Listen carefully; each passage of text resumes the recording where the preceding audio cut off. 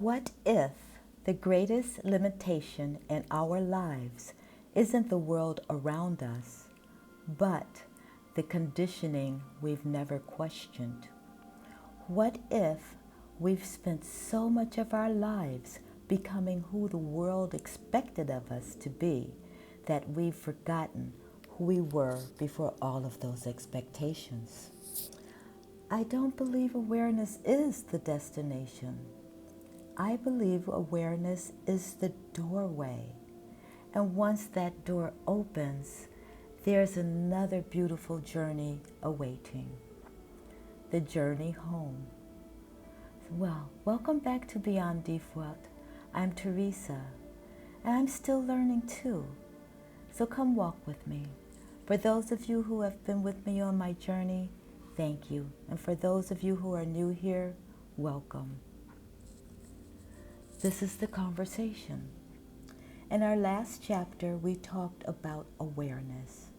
We discovered that so much of life can be lived on autopilot. Days become weeks, weeks become years. Before we know it, we're living a life that happened to us instead of one we intentionally created. But awareness asks another question. If I'm waking up, then who am I waking up to? Who am I beneath the habits? Who am I beneath the labels and the responsibilities and the expectations?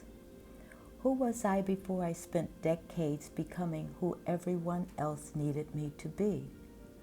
I don't know if you've ever asked yourself that question. I did not. At last, I did, and I didn't do it until after I had retired. When the busyness of life finally slowed down, there was nowhere left to hide from myself. For years, I had introduced myself by what I did. I was a mother, I was a wife, I was a manager, I was a problem solver. So many people depended on me. Though things were all true, but were they me? Or were they simply the roles I played? Maybe you've asked yourself that also. A child's memory. When I think about where my love for creating began, my mind always returns to one day when I was about 9 or 10 years old. My class took a field trip to Cranbrook Educational Community in Bloomfield Hills, Michigan. I had never seen anything like it. The campus was magical. Majestic oak and maple trees stretched towards the sky. Gardens overflowed with beautiful flowers. Beautiful sculptures were tucked throughout the grounds. But what captured my heart the most was a long pathway lined with Chinese cherry trees in full bloom. I remember standing there, completely still. I had never seen anything so beautiful. Our teacher handed each of us a sheet of thick drawing paper and a box of oil pastels. She smiled and said, "Draw what you see." Out of everything around me, I chose one cherry tree. I remember drawing every single branch, every single blossom it seemed like, trying to capture the beauty that had been taking my breath away. And still, I remember that drawing. I remember looking at it and thinking, I did this. It was beautiful. When my teacher saw it, she smiled. Then she said something I'll never forget. "You are a very good artist." And when you're that young and someone in authority tells you something like that, you felt like you have been seen. And I believed her. Those words settled somewhere deep inside me. Not because they told me I was perfect, but because someone saw something in me that brought me a lot of joy. That feeling never left me at all. Even today, whenever I paint or build something out of wood or create something with my hands, I can still feel that little girl sitting beneath those Chinese cherry trees. She created because she loved creating, not for recognition, not for money, not because she had to, simply because creating filled her heart. Somewhere along the way. But life has a way of getting busy. That little girl with the oil pastels became an employee, a mother, a wife, a manager, and somewhere in all of that, I stopped creating. Not all at once, just little by little. Responsibilities became louder than joy. Deadlines became louder than the curiosity that used to burn in my mind. Expectations became louder than the imagination. I don't think that happened to only me. I think it happens to many of us. We don't lose ourselves overnight. We slowly drift away from ourselves. The quiet voice. Years later, I worked for an alarm company. I had originally been hired as a salesperson. Then my car broke down and I moved into the office and became the receptionist. As I worked there, I noticed the client paperwork was very disorganized. And without anyone asking me, I redesigned all the forms. Not because I wanted recognition. I simply wanted the company to look more professional. When I proudly showed the owner what I had created, he was furious. He pounded his fist on the desk. He cursed at me, and then he fired me. For years, I thought the lesson was about losing my job. But looking back now, I realized the firing wasn't the beginning of the lesson.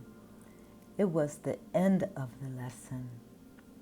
Because for months before that happened, there had been another voice quietly speaking inside of me. Get out of here. You'll find something better. I heard it going in my head and in my heart over and over again and again, but I ignored it. I wasn't financially prepared to leave yet.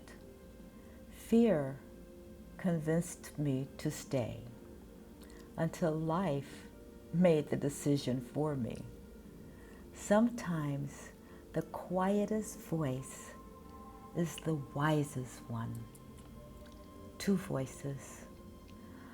As I've reflected on these two memories, I've realized they were both trying to teach me something. One voice said, "You're a very good artist." The other whispered, "It's time to leave." One voice called me towards joy. The other called me away from something that no longer fit. Both voices were trying to lead me. One awakened something inside me. The other protected something inside me. And I wonder how many quiet voices we've all ignored because life was simply too noisy. Coming home. Today, when I stand in front of a canvas or a pile of wood or anything that I can do with my hands, or when I'm writing these conversations with you, I'm trying to become someone new. Not really, no. I'm remembering someone, the little girl beneath the cherry trees, the woman who couldn't help improving the paperwork because creating solutions came naturally, the retiree who finally picked up a paintbrush again. I've come to realize they were never three different peoples. They were always me. Life didn't erase her.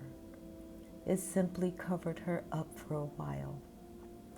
Maybe that's what coming home to yourself really means.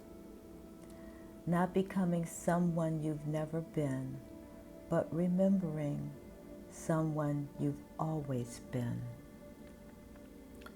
So in the closing reflections, today I'd like to leave you with a question. What brought you joy before life became so busy? Was it writing, music, building things, gardening, teaching, drawing, or just helping people? What part of you has been patiently waiting, not to be invented, but remembered by yourself? Maybe coming home to yourself doesn't begin with finding something new. Maybe it begins by returning to something that has quietly been waiting for you all along. I'm still learning too. So please, come walk with me. And until next time, don't just live by default. Live with purpose. Live with awareness. Live with intention.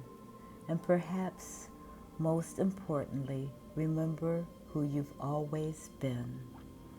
Love yourself. I thank you for being here with me this week. And if this conversation touched something in your life, please leave a comment. It really helps the algorithm. And until next week, I'll see you later. And let's move beyond default. Bye now.